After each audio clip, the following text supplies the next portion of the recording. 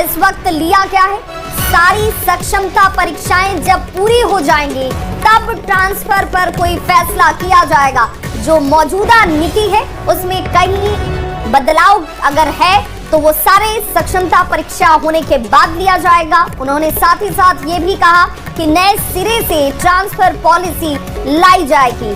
तो आपको बताते चले, पटना हाईकोर्ट की तरफ से आज ही इसे लेकर 3 हफ्ते का स्टे लगाया गया, जिसके बाद अब बिहार सरकार की तरफ से शिक्षा मंत्री ने ये बड़ा बयान दे दिया है। पटना से इस खबर पर ज्यादा जानकारी के साथ न्यूज़ 18 संवाददाता संजय हमारे साथ जुड़ गए। संजय, पटना हाईकोर्ट के एक तरीके से स्टे के बाद बिहार सरकार ने इस पर यह विचार किया है।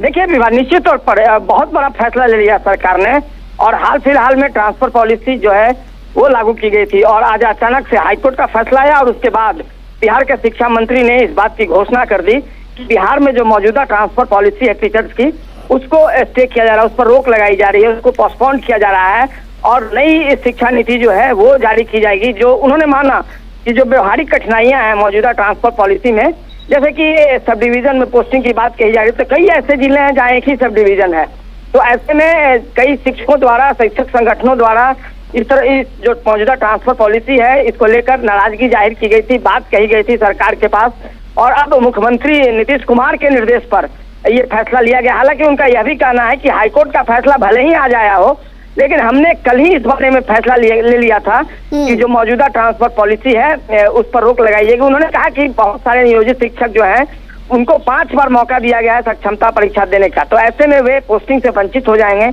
अगर पहले से पोस्टिंग कर दी जाएगी। तो जब यानी एक तरीके से संजय ये मानकर चले सीधे और आसान शब्दों में शिक्षकों के लिए कि भाई जो अभी जिस स्कूल में अपनी सेवा दे रहा है वो जस की तस स्थिति बनी रहेगी तब तक जब तक सभी सक्षमताएं परीक्षा नहीं ले ली जाती हैं।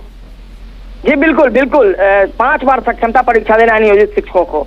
तो उन्होंने कहा कि जब सारी परीक्षाएं पूरी हो जाएंगी और जो मौजूदा व्यवहारिक जो समस्याएं आती हैं उस पर भी मंथन किया जाएगा, और सारी चीजों को ध्यान में रखते हुए न्यू ट्रांसफर पॉलिसी जो है बिहार में वो इम्प्लीमेंट किया जाएगा, ताकि शिक्षकों को, क्योंकि उनका ये कहना है कि जो ट्रांसफर पॉलिसी है उसका एकमात्र मकसद शिक्षकों को राहत पहुंचाना है, न कि उन्हें किसी तरह से परेशान करना है। इसलिए सरकार ने यह फैसला लिया और मुख्यमंत्री का निर्देश मिला है, उसके आधार पर शिक्षा विभाग ने यह फैसला ले लिया है। और इस फैसले के बाद अब बिहार में जो मौजूदा ट्रांसफर पॉलिसी है वो आज से स्थगित कर दी गई है।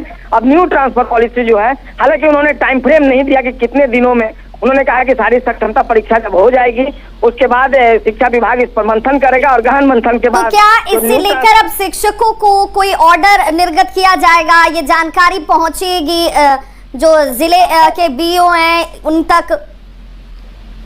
देखिए जाहिर सी बात है, अभी तुरंत फैसला लिया है सरकार ने, तो ऐसे में आज ही आदेश जारी हो जाएगा स्थगित करने को लेकर, और सारी जो तमाम चीजें हैं उसको शिक्षा विभाग आसाम तक पत्र के माध्यम, आदेश के माध्यम से सभी डीओ को क्लियर कर देगा। बिल्कुल, तो तमाम दुविधाओं को सरकार की तरफ से भी अब खत्म कर दिया गया है, जिसमें शिक्षक भी इस दुविधा में थे कि आखिर होगा क्या।